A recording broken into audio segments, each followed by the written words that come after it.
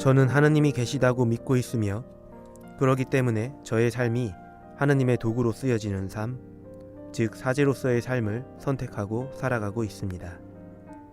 하지만 그러한 저도 간혹 하느님의 모습이 이해가 안 되고 심지어 하느님께서 정말 살아계신지에 대한 의문이 들 때도 있습니다. 하느님께서는 왜 명명백백하게 자신을 드러내지 않으시는지, 세상의 온갖 악인들이 악행을 저지르면서도 멀쩡하게 잘 살아가는 모습을 보며 그런 생각이 떠오를 때가 있는 것이지요. 그리고 저는 거대하고 신비로운 우주와 그것들을 설명하는 최신 물리학 이론들과 가설들에 대한 책을 읽고 유튜브 동영상들을 찾아보는 것을 좋아라 합니다. 그런데 그런 것들을 접하다 보면 무신론적인 이야기를 나름의 논리로 설명하는 유명 과학자들을 보게 됩니다. 저는 그들의 이야기를 무조건적으로 수용하지 않고 비판적으로 들으려 하고, 또 그들의 가설 안에서도 하느님의 존재가 부정당하지 않을 수 있는 나름의 설명을 머릿속에서 만들어 보기도 합니다. 하지만 저 역시 그런 범주의 담론들 사이에서 하느님이 성경에서 그려지고 있는 인격적인 하느님, 즉 아브라함과 이삭과 야곱의 하느님으로서 우리와 친교를 나누시는 하느님이 아닌 하느님이 단순한 수학 물리 법칙 또는 프로그래머 등으로 격화되어 소모되는 것 같은 느낌을 지울 수가 없습니다. 그런 신자분들을 위해 오늘 제가 소개해 드릴 책은 날마다 생각한 하느님입니다. 조규만 주교님의 사제서푼 30주년 기념 묵상집인 오늘의 책에는 성경과 교리에서 나타난 하느님의 속성에 대한 주교님의 묵상 글들이 소개되고 있습니다. 특히 후반 부분에서는 하느님의 존재가 현대인들에게 잘 받아들여질 수 있도록 오늘날의 감각에 맞게 친절히 설명되어져 있습니다.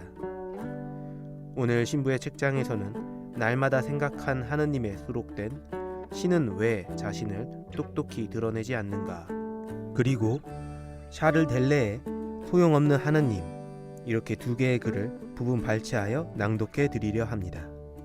주교님의 소중한 묵상글 함께 들어보실까요?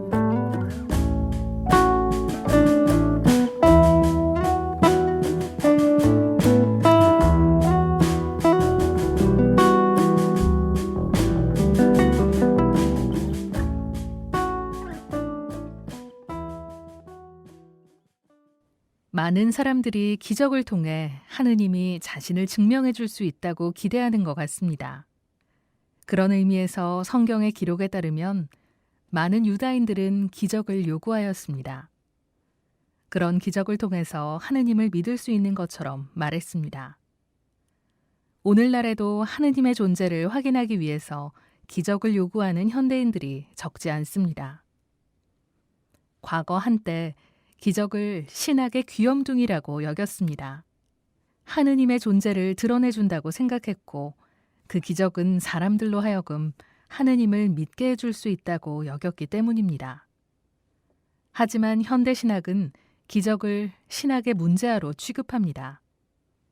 현대인은 기적을 믿지 않는 까닭입니다. 더 나아가 기적에 관한 성경의 언급들을 비판합니다.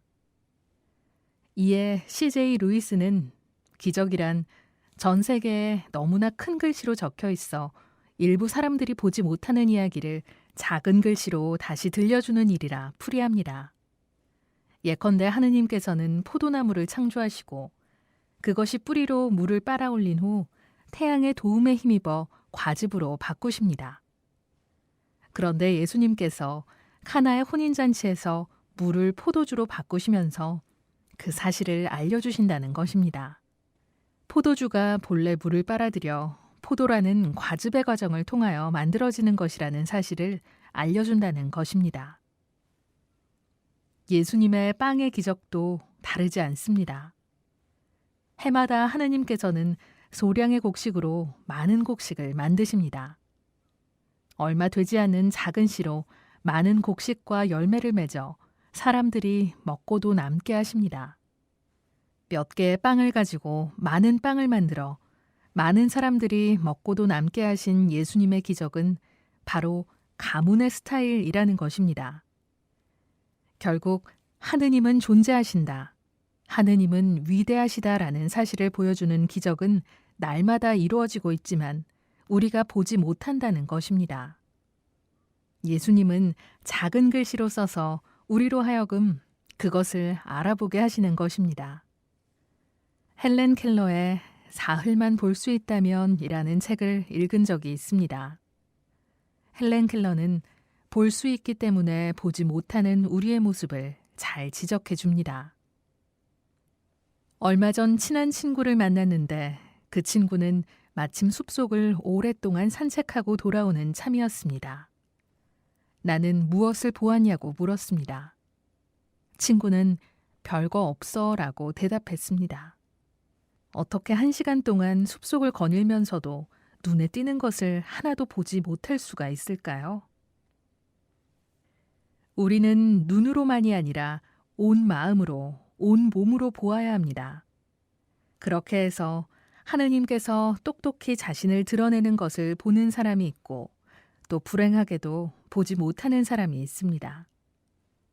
시편 저자는 우주 만물을 보면서 자연의 풀 한 포기와 꽃 한 송이를 보면서 하느님의 존재를 보았습니다. 그리스도께서 이런 말씀을 하지 않으셨습니까? 나를 보는 것이 곧 하느님 아버지를 뵙는 것이다. 그렇습니다. 하느님은 예수 그리스도를 통하여 당신 자신을 드러내셨습니다. 그리고 복음서는 예수 그리스도가 누구이시고 어떤 분이신지를 알려주고 있습니다. 그러므로 우리는 신은 왜 자신의 존재를 똑똑히 드러내 보이지 않는가라는 질문에 답을 할 수 있습니다. 하느님은 당신 자신의 존재를 똑똑하게 드러내 보이십니다. 당신의 아드님 예수 그리스도를 통해서 그 모습은 복음을 통해서 볼 수 있습니다. 샤를 델레의 소용없는 하느님. 샤를 델레 신부님은 하느님에 관한 우리의 생각을 뒤집어 놓습니다. 우리는 하느님을 생각조차 하지 않다가 갑자기 어려워지면, 우리의 힘으로 도저히 감당할 수 없으면 도움을 청하기 위해서 하느님을 찾습니다. 그리고 문제가 해결되면 우리는 언제 그랬냐는 듯이 하느님을 까마득하게 잊고 삽니다. 하느님이 필요하기 때문에 하느님을 긍정한다. 하느님이 필요 없기 때문에 하느님을 부정한다. 이 대립된 두 형식은 모두 빈약한 발상이다. 만일 하느님이 어디에 소용되느냐고 질문한다면 하느님은 아무데도 소용되지 않는다. 우리는 소용되기 때문에 하느님을 믿어왔는데 그 기초부터 무너지는 느낌입니다. 사람들은 오랫동안 모든 과학의 허점을 배우는데 하느님을 이용해왔다고 말합니다. 그 결과 하느님을 하나의 잡부로 만들어 놓고 신앙과 과학을 분리시켜 놓고 말았다고 한탄합니다. 하느님은 어떤 이득을 가져다 주는 분이 아니다. 그분은 효력에만 급급한 세상에서 최고로 쓸모없는 무용의 존재시다. 그분은 돈을 보고 허겁지겁 달려가는 우리 인간을 무색하게 만드는 순수한 무상이시다. 금방 시들어버리고 말 연약한 꽃이 어느 날 아침에 피어난다. 꽃은 스스로 피어나고 다른 꽃들에게 기쁨을 주기 위해 온갖 색깔들을 다 펼쳐가며 장식한다. 이 꽃이 무슨 필요가 있는가? 그런 것들이 없다고 슬퍼할 사람이 있겠는가? 축제를 준비하기 위해 많은 정력과 시간이 소비된다. 화려한 불빛과 꽃들이 우리 눈을 즐겁게 해주는가 하면 음악이 우리 귀를 더욱 흥겹게 해준다. 함께 나누는 대화와 춤, 노래 속에 시간은 너무나도 빨리 지나간다. 그렇게 불과 몇 시간 후면 이런 풍요로운 잔치는 하나의 추억을 남긴 채 끝나버리고 만다. 그렇습니다. 꽃이 내 방에 없다고 해도 내가 살아가는데 아무런 지장이 없습니다. 축제가 없다고 인간이 살아가지 못할 것도 없습니다. 아마 축제에 한 번도 참여하지 못하고 인생을 마친 사람도 많이 있을 겁니다. 우리에게 감명을 주는 책이나 영화를 보지 못하고 삶을 아무렇지 않게 살아간 사람도 많습니다. 여행이 인생에 큰 도움을 준다고 하지만 여행을 안 하고 산 사람도 많습니다. 인간은 빵이 없으면 살 수 없어도 꽃이나 여행, 책, 축제는 없어도 살아가는데 아무런 지장이 없습니다. 훌륭한 화가의 멋진 그림, 소용 없습니다. 그 그림을 갖거나 보지 못해도 살아가는데 아무런 불편이 없습니다. 하느님도 마찬가지입니다. 하느님을 믿지 않고서 살아가는 사람들이 많습니다. 그들은 하느님 없이도 이 세상을 살아가는데 아무런 지장을 느끼지 않습니다. 그런데 말입니다. 그렇게 소용없는 꽃이라 해도 꽃이 있어서 내 방이 더 화사하게 됩니다. 그렇게 소용없는 책으로 말미암아 내 삶이 더 풍요로워집니다.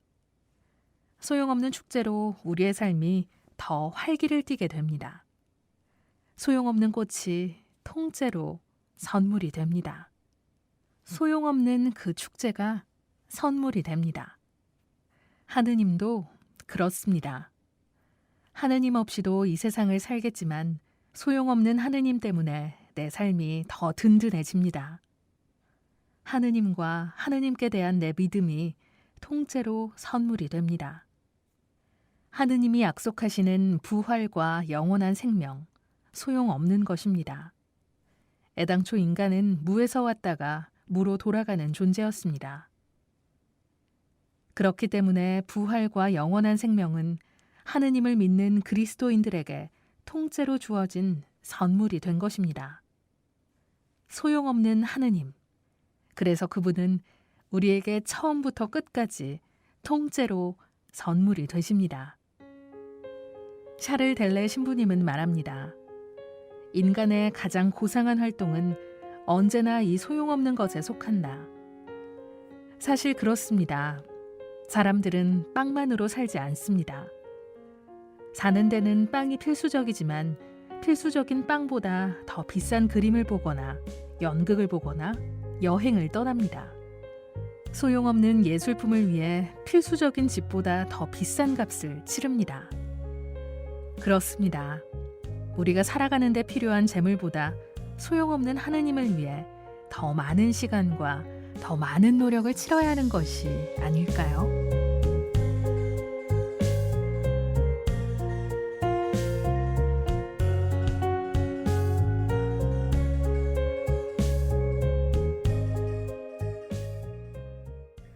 앞서 말씀드렸듯이 날마다 생각한 하느님은 조규만 주교님의 사제서품 30주년을 맞아 발행된 묵상집입니다. 그래서 학술기사나 논문 글과는 달리 일반 신자분들도 어렵지 않게 읽을 수 있습니다. 하지만 책을 읽다 보면 평생 신학교수로 연구하시고 또 교황청에서 신학자문위원으로 활동하셨던 주교님의 그 학문적 깊이를 충분히 느끼실 수 있으리라 생각합니다. 저도 매우 즐겁게 읽은 책이고 하느님에 대해 궁금해하고 여러 가지 질문을 가진 모든 신앙인들에게 주저없이 추천하는 책입니다. 어쩌면 하느님에 대해 질문하고 생각하고 답을 찾는 그 과정이 누군가에게는 아무 쓸모없고 소용없는 노력이라고 생각되어질 수도 있을 것입니다. 하지만 주교님께서 이 책에서 말씀하셨던 것처럼 우리의 그런 소용없는 노력들이 각자의 인생길을 더 풍성하고 아름답게 만들어줄 것이고 그 길을 걷는 우리의 걸음이 확신으로 내딛어지게 만들어줄 것입니다. 신부의 책장 속에서 만난 오늘의 시간도 여러분의 신앙길을 더욱 아름답게 만들어줄 것입니다. 오늘은 여기까지입니다. 잠자리에서도 하느님을 생각하는 풍성한 시간이 되셨으면 좋겠습니다. 좋은 저녁 되세요.